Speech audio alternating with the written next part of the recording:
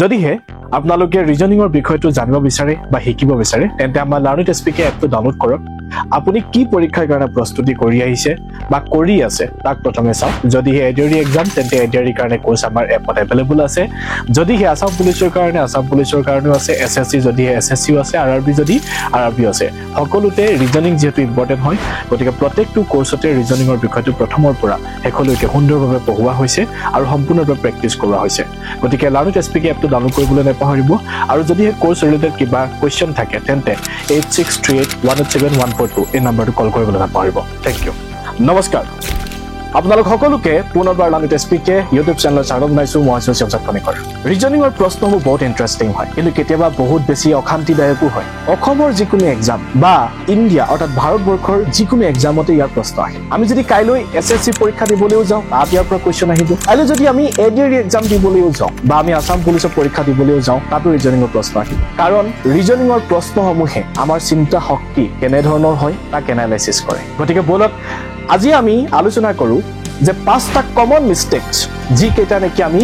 কেতিয়াও কৰিব নালাগে ৰিজনিং পঢ়ি থাকোতে বা ৰিজনিং আমি শিকিবলৈ যাওঁতে কাৰণ আমি ৰিজনিং শিকিবলৈ যাওঁতে বহুতখিনি মিস্টেকস কৰো বহুতে কি কৰো মেমৰাইজ কৰো বহুতখিনি ভুল কৰি থাকো যি কেইটা ভিতৰত মই পাঁচটা লৈ আনিছো যি কেইটা আমি আলোচনা কৰিম আজি সো প্ৰথমটো হৈছে মেমৰাইজিং উইদাউট আন্ডাৰষ্টেণ্ডিং অৰ্থাৎ আমি কি কৰো ৰিজনিঙৰ প্ৰশ্নসমূহ মুখস্থ কৰো কেতিয়াবা এক বুজিবলৈ চেষ্টা নকৰো প্ৰকৃততে ইয়াৰ বিহাইণ্ডত কি কোৱেশ্চন হুদা হৈছিল বা ইয়াৰ বিহাইণ্ডত কি লজিক লাগি আছিল আমি কেতিয়াও তাক চেক কৰি নাচাওঁ সো এটোটা আমাৰ কাৰণে ডাঙৰ মিস্টেক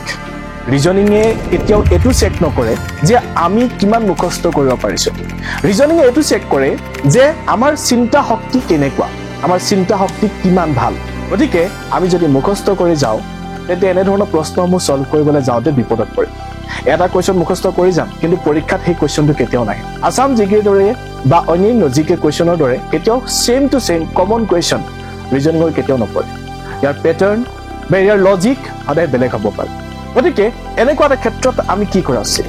এনেকুৱা এটা ক্ষেত্ৰত আমি সদায় কোৱেশ্চনটোৰ পৰা আমি জানিব লাগিব যে ইয়াত লজিক কি লগাইছে প্ৰকৃততে কোৱেশ্চনটো আমাক কি সুধিছে তাক আমি জানিবলৈ চেষ্টা কৰিব লাগিব তো যেতিয়াই আমি তাৰ লজিক কি আছে বা প্ৰশ্নটো কেনেকৈ ধৰণে সুধিছে কিয় সুধিছে তাক আমি বুজিবলৈ চেষ্টা কৰো তেন্তে তেনে ধৰণৰ প্ৰশ্ন আগলৈ আহিলে আমি সলভ কৰিব পাৰিম দুই নম্বৰ মিস্টেকটো আমি আলোচনা কৰো তেন্তে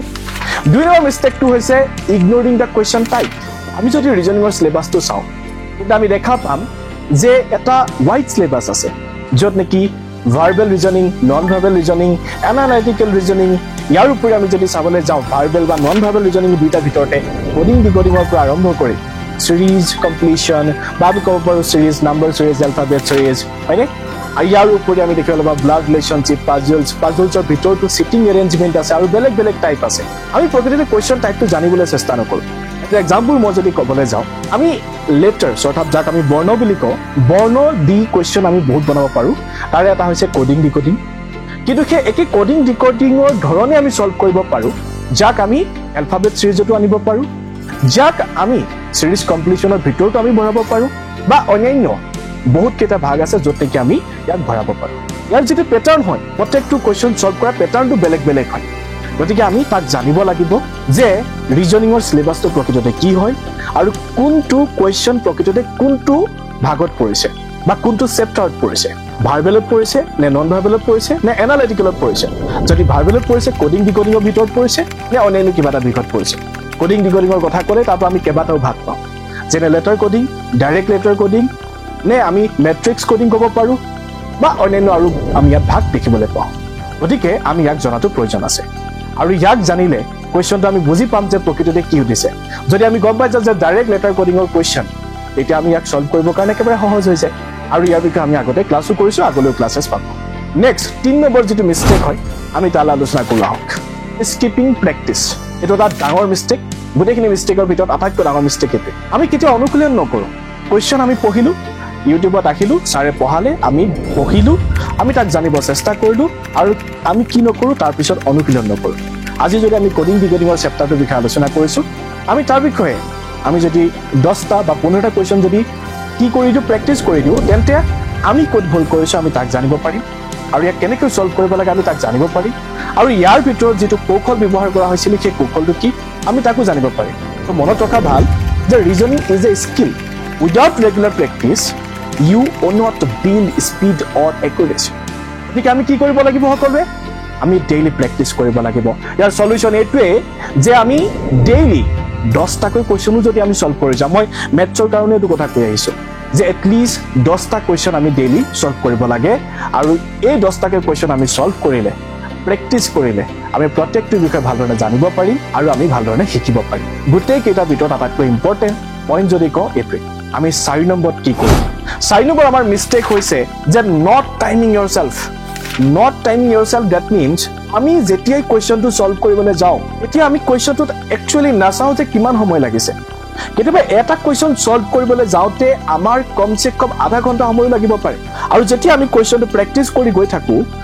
কৰি গৈ থাকিলে ইয়াৰ যেটো সময় হয় এই সময়টো লাহে লাহে কমি যায় আৰু যেটো আগতে আমাক আধা ঘণ্টা সময় লাগিছিল লাহে লাহে সময়টো কমি আহি আমি 1 মিনিটত সলভ কৰিব পৰা হৈ যাওঁ কম্পিটিটিভ এক্সাম বুলি কোৱাৰ লগে লগে স্পিড আমাৰ কাৰণে বহুত ইম্পৰ্টেন্ট হয় কিয় কাৰণ আমি যদি কেৱল ৰিজনিংৰ প্ৰশ্ন সলভ কৰি থাকো বাকি প্ৰশ্নবোৰ সলভ কৰিবলৈ থাকি গুছি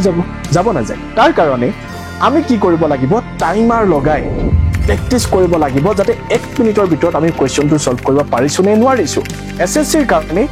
এনেকুৱা ধৰণৰ বহুত ক্যান্ডিডেটস আছে যি নেকি কল কৰি আমাক কয় স্যাৰ কোৱেশ্চনটো সলভ কৰিলো কিন্তু ৰিজনিংৰ কোৱেশ্চনছ খিনি কৰি থাকোতে বাকি কোৱেশ্চনছ খিনি সলভ কৰিব থাকি গুছি গল ৰিজনিংৰ 20টা কোৱেশ্চনৰ ভিতৰত স্যাৰ 18 বা 19 নম্বৰটো পাইছো কিন্তু বাকি খিনি কোৱেশ্চন কৰিবলৈ নাপালো সময় নহল তো গতিকে এই মিষ্টেকটো কিয় হয় কাৰণ হল যে আমি কেতিয়াও সময় হাতত লৈ নিজকে পৰীক্ষা কৰিয়ে নেচাও তো গতিকে টাইমাৰ লগাই আমি কি কৰিব লাগিব প্ৰেক্টিচ কৰি চাব লাগিব ওকে আমি কি কৰিব লাগিব আমাৰ ডিউৰিং প্ৰেক্টিচ আমি আমাৰ কিমান সময় লাগিছে কিমান সময়ত আমি কৰিব পাৰিছো হয়নে আৰু আমি কিমান প্ৰেছাৰত এই কোৱেশ্চনটো সলভ কৰিব পাৰিছো তাক প্ৰেক্টিচ কৰিব লাগিব এতিয়া আমি ইয়াক সহজে সলভ কৰিব পাৰিম একেবাৰে শেষত মই 5 নম্বৰ মিষ্টেকটো লিখিছো যেটো কম আমি ওভাৰলুকিং মিষ্টেকস দ্যাট মিন্স ৰিভিউ আমি যিকোনো এটা ক্ষেত্ৰত কি কৰো ফিডব্যাক লওঁ বা আমি ফিডব্যাক দিও যে এটো ভুল হল এখিনি ভুল হল আমি এখিনি ঠিক কৰিব লাগে এটসেট্ৰা এটসেট্ৰা কিন্তু আমি ৰিজনিংৰ কোৱেশ্চন সলভ কৰোতে এটো কৰিছো নে if you do not review your errors you will keep repeating them that means যদি তোমাৰ ভুলসমূহ তুমি চেক কৰি নচুৱাই তেতে একেখিনি ভুল বাৰে বাৰে কৰি নাথাকিবা যা yes or no গতিকে আমি এনালাইসিস কৰিব লাগিব যে কোৱেশ্চনটো যদি ভুল কৰিলো ক'ত কৰিলো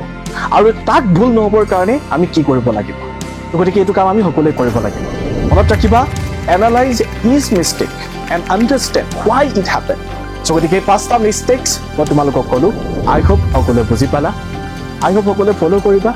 আৰু এইকেইটা যদি ফলো কৰা ৰিজনিংৰ কোৱেশ্চন সলভ কৰাৰ ক্ষেত্ৰত যথেষ্টখিনি আগুৱাই যাব পাৰিবা থ্যাংক ইউ সো মাচ সকলো এই ভিডিঅটো চোৱাৰ কাৰণে আৰু আগলৈ এনেকুৱা ধৰণৰ মই ভিডিঅ লৈ আহি থাকিম যদি ভাল পালা লাইক কৰিবা কমেন্ট কৰিবা আৰু শ্বেয়াৰ কৰিবলৈ নাপাহৰিবা থ্যাংক ইউ জয় অসম